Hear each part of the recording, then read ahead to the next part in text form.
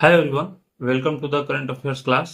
और आज के क्लास में हमने हाल के दिनों के बहुत ही ज़्यादा इम्पोर्टेंट प्रश्न जो कि आप लोग देखेंगे कि आपके एग्जाम्स में हूबहू जो है टच करने वाले हैं, ऐसे प्रश्न जो है आज के वीडियो में शामिल किया गया है।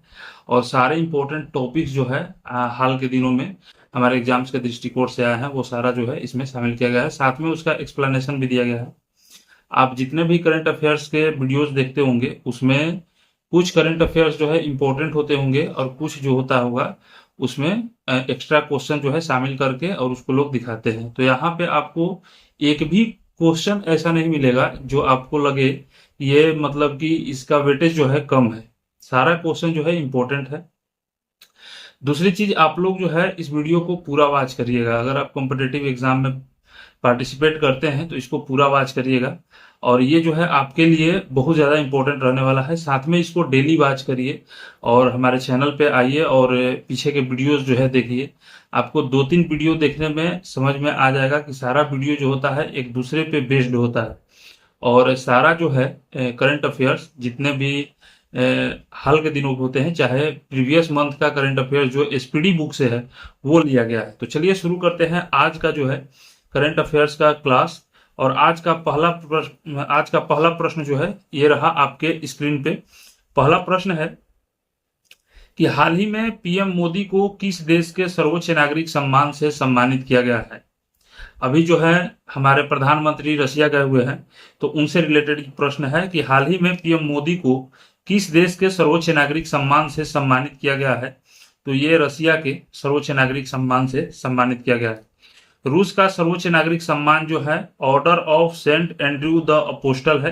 और ये देखिए रूसी राष्ट्रपति हैं व्लादिमीर पुतिन, और ये जो है इनको सम्मानित कर रहे हैं हमारे पीएम नरेंद्र मोदी को। अभी 2014 से अब तक पीएम मोदी को कुल 16 देशों का सर्वोच्च नागरिक सम्मान जो है प्राप्त हो चुका है। कुल कितने देशों का सर्वोच्च नागरिक सम्मान प्राप्त हो चुका है? 16 देशों का। आइए बढ़ते हैं आगे। रसिया के बारे में यहाँ पे कुछ तथ्य है कि रसिया का राजधानी जो है मॉस्को है, रूस की राजधानी मॉस्को। और इसका भौगोलिक विस्तार जो है 2 महाद्वीपों में है, यूरोप में है और एशिया में है, जिसके कारण इसको यूरेशिया महाद्वीप का भाग भी माना जाता है। रूस देश की सरकारी भाषा जो है रूसी है। यहाँ की मुद्रा जो है ये रूबल है। और यहाँ के प्रमुख पर्यटन स्थल में सेंट पीटर्सबर्ग, मॉस्को, मॉस्को का रेड स्क्वायर और बैकाल झील जो है शामिल है। बैकाल झील, रेड स्क्वायर और सेंट पीटर्सबर्ग। तो ये भी आता है कि सेंट पीटर्सबर्ग जो है ये किस देश में है या रेड स्क्वायर किस देश में है, तो ये भी आपके लिए इंपॉर्टेंट हो जाएगा। यहाँ पे थोड़ा सा इंपॉर्टेंट फैक्ट ये भी देख लीजिए कि पूर्वी यूरोप और उत्तरी एशिया में फैला यह एक देश है रसिया। क्षेत्रफल के हिसाब से दुनिया का सबसे बड़ा देश है। दुनिया का सबसे बड़ा देश क्षेत्रफल के हिसाब से रसिया ही है, जो 11 समय क्षेत्रों में फैला हुआ है। ये भी याद रखिएगा, 11 टाइम जोन में फैला है। 14 देशों के साथ भूमि साझा करता है। रसिया जो है कितने देशों के साथ भूमि साझा करता है? 14 देश के साथ। यह दुनिया का 9वां सबसे अधिक आबादी वाला देश है। हमारा देश जो है ये पहला सबसे अधिक आबादी वाला है, उसके बाद चाइना, और ये जो है 9वां सबसे अधिक आबादी वाला देश है। यूरोप का सबसे अधिक आबादी वाला देश जो है ये रसिया है। यूरोप महाद्वीप का सबसे अधिक आबादी वाला देश कौन सा है? तो रसिया है। चलिए बढ़ते हम लोग अगले प्रश्न की तरफ। अगला प्रश्न देखिए, भारतीय क्रिकेट से संबंधित ये प्रश्न है। और हाल ही में जो है भारतीय क्रिकेट टीम ने T20 वर्ल्ड कप जो है बारबाडोस में जीता है। तो यहाँ पे जो कोच थे भारतीय क्रिकेट टीम का, पुरुष भारतीय क्रिकेट टीम का राहुल द्रविड़ जो कोच थे, उनको चेंज किया है। तो उनसे रिलेटेड प्रश्न है कि भारतीय पुरुष क्रिकेट टीम का नया मुख्य कोच किसे नियुक्त किया गया है। तो ये नियुक्त किया गया है गौतम गंभीर को। यहाँ पे देखिए इनका पिक्चर दिया हुआ है गौतम गंभीर का। भारतीय पुरुष क्रिकेट टीम के मुख्य कोच बने गौतम गंभीर। और ये जो है इसका ये जो है ये सूचना साझा किया है बीसीसीआई के सचिव जय शाह ने ट्विटर पर साझा किया था ये सूचना।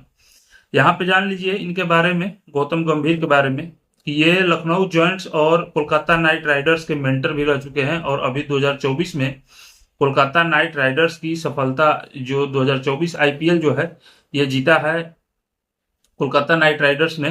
तो ये इन्हीं की मेंटरशिप में खेला गया था। कोलकाता नाइट राइडर्स जो है खेले थे गौतम गंभीर के मेंटरशिप में।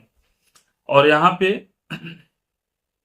जान लीजिए कि 2007 का T20 वर्ल्ड कप और 2011 का वर्ल्ड कप जो है वनडे वर्ल्ड कप के ये सदस्य भी रह चुके हैं गौतम गंभीर। आगे देखिए अगला प्रश्न, साल 2024 के सर्वश्रेष्ठ कृषि राज्य पुरस्कार से किसे सम्मानित किया गया?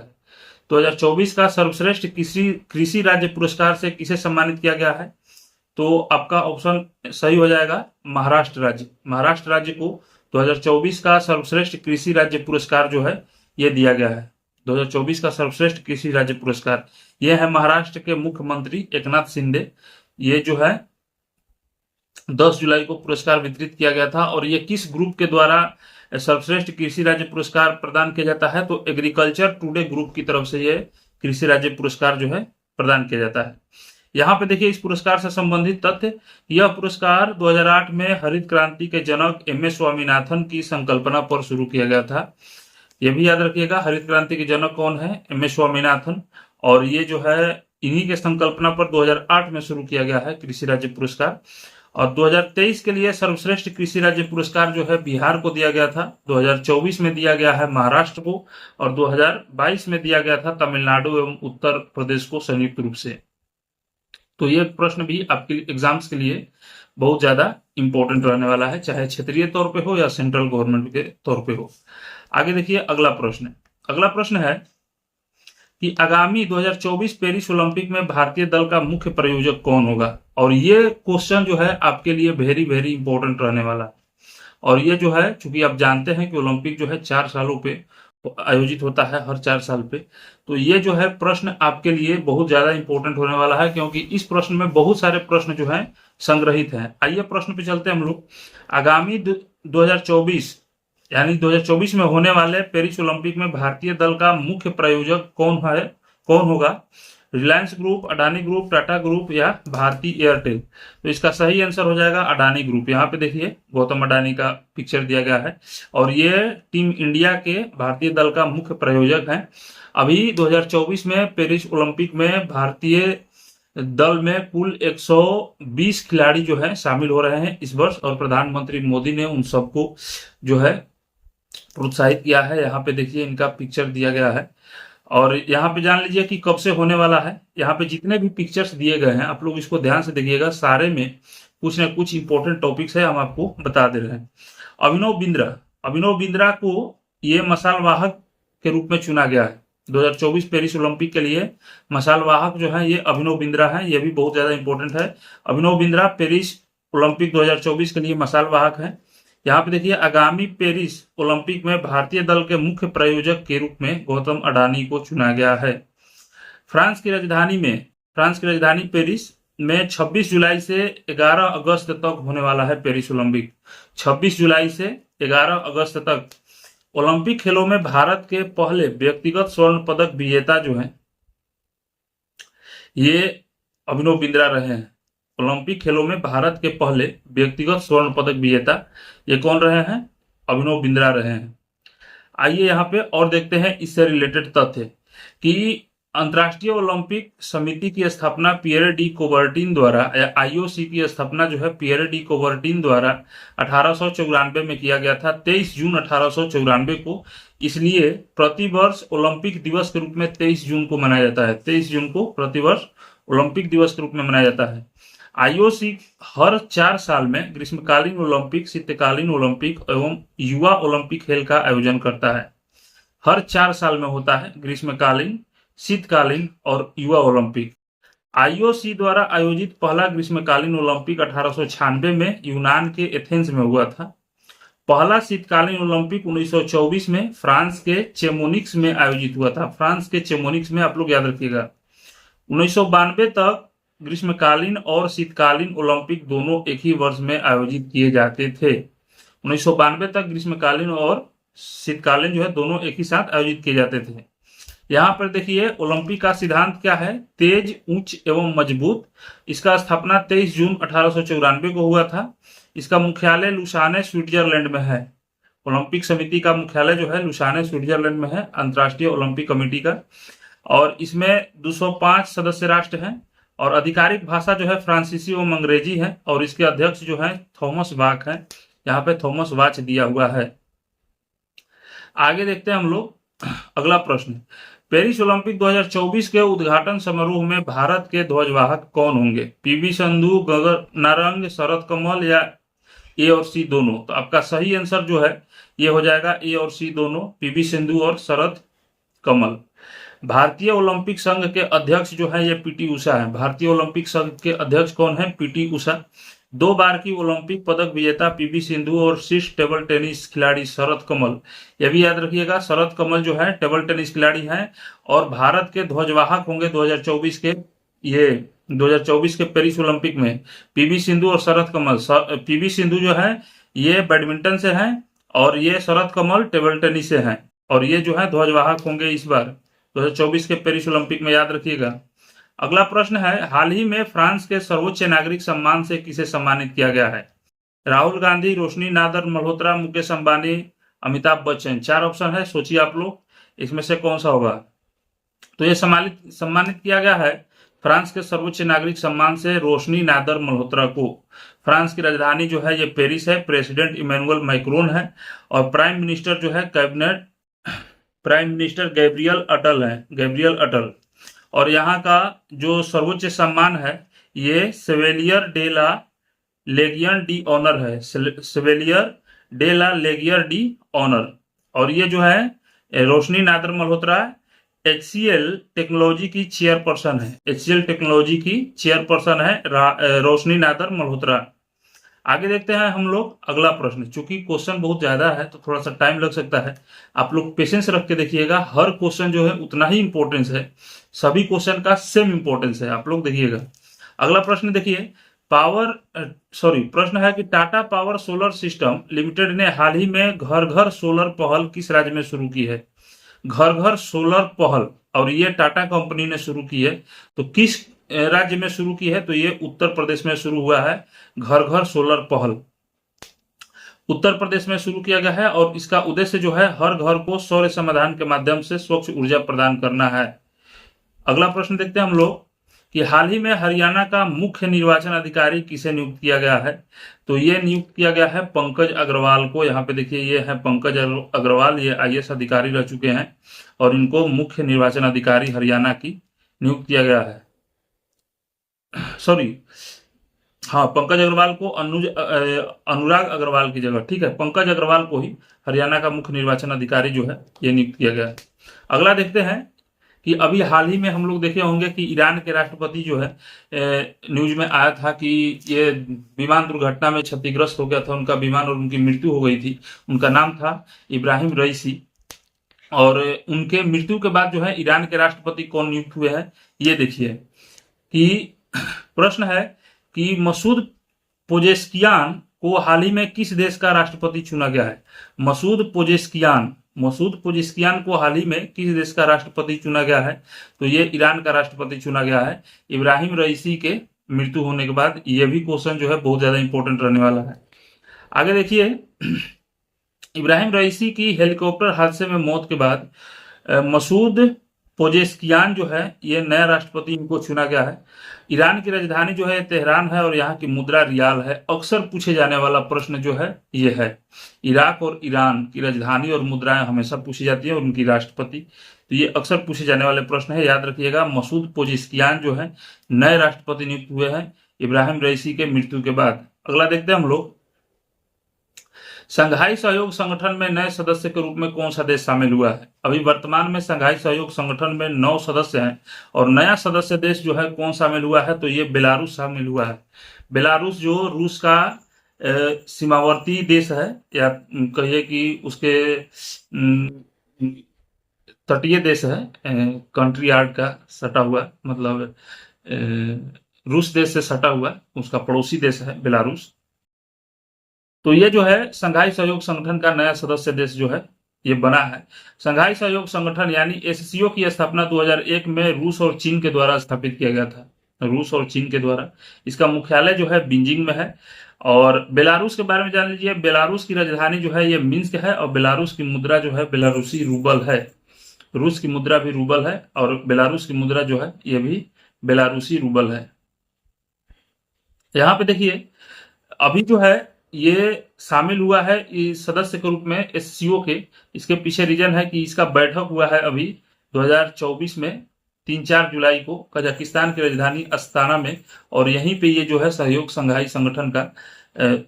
सहयोग संगठन का सदस्य बना है। कजाकिस्तान की राजधानी अस्ताना में, याद रखिएगा, राष्ट्राध्यक्षों का सम्मेलन हुआ है ये 2024 में। यहाँ पे देखिए, यहाँ पे पीला वाला जो पार्ट दिया है यहाँ पे ध्यान दीजिएगा, यहाँ पे है एससीओ समिट 2024, संघाई सहयोग संगठन के राष्ट्राध्यक्षों की परिषद की 24वीं बैठक गुरुवार को अस्ताना में हुआ। यह 24वीं बैठक में ही निर्णय लिया गया है कि संघाई सहयोग संगठन का नया सदस्य जो है बेलारूस हो जाएगा। अब बेलारूस के शामिल हो जाने के बाद संघाई सहयोग संगठन के कुल सदस्यों की संख्या जो है अब 9 न रह के अब कितनी हो जाएगी, 10 हो जाएगी। 2023 में ये जो है सहयोग संगठन के राष्ट्राध्यक्षों की बैठक जो है भारत में हुआ था, और 2025 में चीन में होने वाला है। याद रखिएगा 2025 में संघाई सहयोग संगठन के सदस्यों का बैठक जो है चीन में होने वाला है। आप लोगों से एक और इम्पोर्टेंट जो है आप लोगों से बातचीत ये है कि जितने भी नए व्यूअर्स होंगे, अगर आपको हमारा यह प्रयास अच्छा लग रहा हो तो हमारे चैनल को सब्सक्राइब करिएगा और लाइक करिएगा और अपने दोस्तों के साथ भी शेयर करिएगा। यहाँ से हम लोग जो है अब स्पीडी करंट अफेयर्स की तरफ बढ़ रहे हैं, क्योंकि पीछे वाला करंट अफेयर्स भी उतना ही इंपॉर्टेंट है जो नए नए अभी बन रहे हैं। और ये जितने करंट अफेयर्स हमने पढ़े ये सभी जो है 2-3 दिन के पहले के करंट अफेयर्स हैं। आगे देखते हैं हम लोग स्पीडी करंट अफेयर्स से, और स्पीडी करंट अफेयर्स से बाहर जो है शायद ही कम ही क्वेश्चन जो है आते होंगे।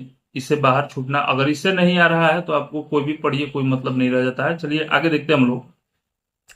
अगला प्रश्न है, हाल ही में सारा इंपॉर्टेंट प्रश्न है स्पीडी से, और इसको छाट कर आपके एग्जाम के दृष्टिकोण से लिया गया है। आगे देखिए, हाल ही में वर्ष 2024 के लिए पुलित्जर पुरस्कार प्रदान किए गए हैं। किस क्षेत्र से पुलित्जर पुरस्कार जो है ये संबंधित है, तो पत्रकारिता से। यह फटाफट 20 है, यही याद रखिएगा।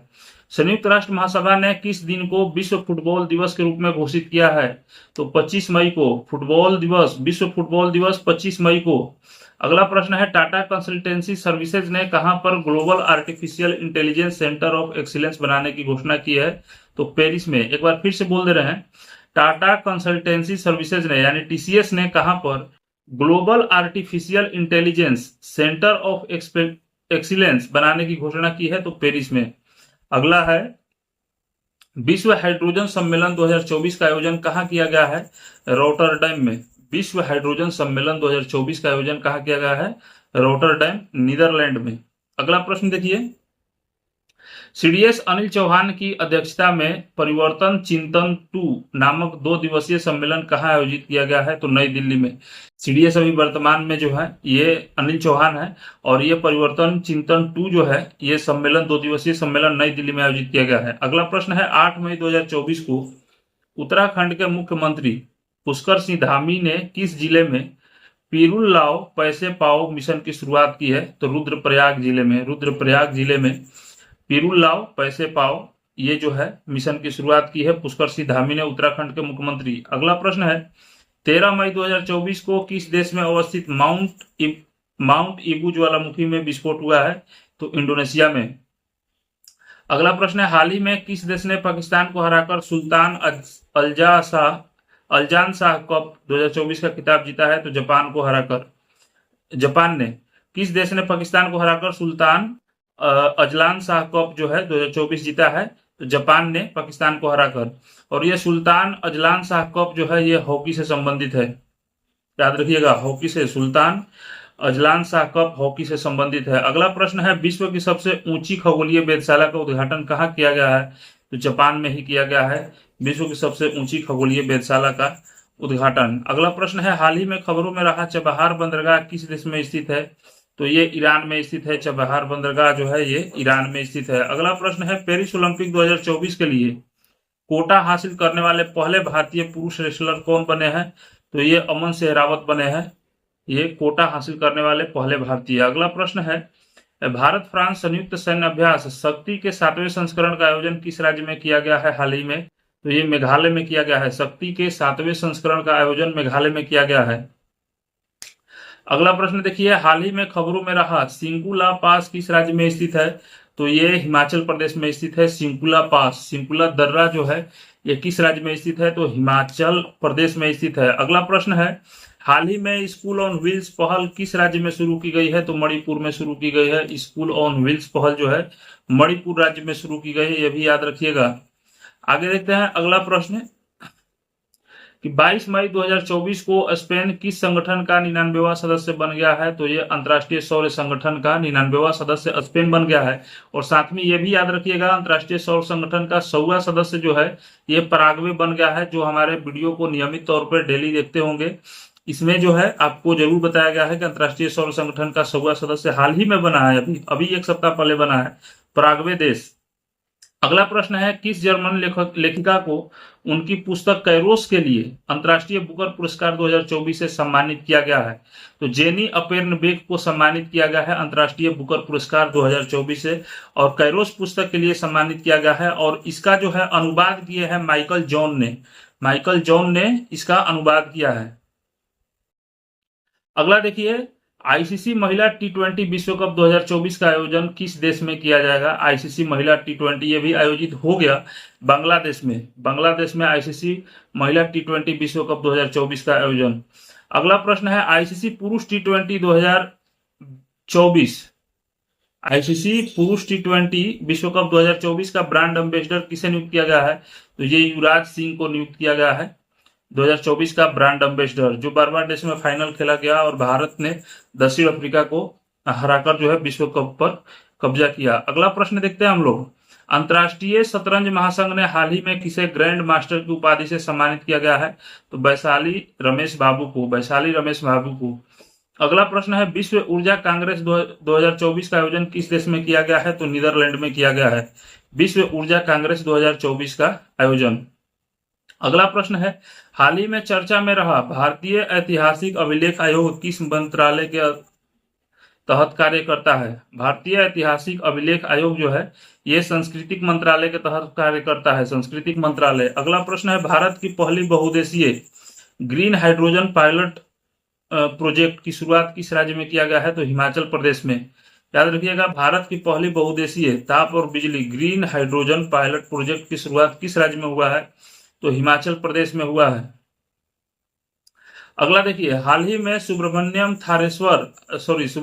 धारेश्वर का निधन हो गया। किस लोक नृत्य के प्रसिद्ध गायक थे? तो ये यक्षगान के। यक्षगान किस राज्य का लोक नृत्य है?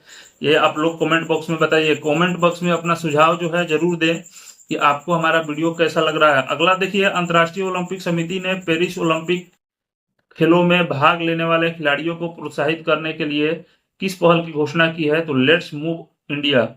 अंतर्राष्ट्रीय ओलंपिक समिति ने पेरिस ओलंपिक में भाग लेने वाले खिलाड़ियों को प्रोत्साहित करने के लिए किस पहल की घोषणा की है? तो लेट्स मूव इंडिया। अगला प्रश्न है, इस प्रकार से आज का जो है करंट अफेयर्स का सिलसिला यहीं पे रुकता है, और यहाँ पे हमें उम्मीद है कि इसमें जितने भी करंट अफेयर्स शामिल किए गए हैं वो आपके एग्जाम के लिए, आपके दृष्टिकोण में आपके एग्जाम के लिए इंपॉर्टेंट होंगे। और ये जो है वीडियो आप लोग दूसरों को जरूर शेयर करिए, लाइक करिए और सब्सक्राइब करिए चैनल को। फिर मिलते हैं हम लोग अगले वीडियो में, तब तक के लिए बाय बाय, जय हिंद।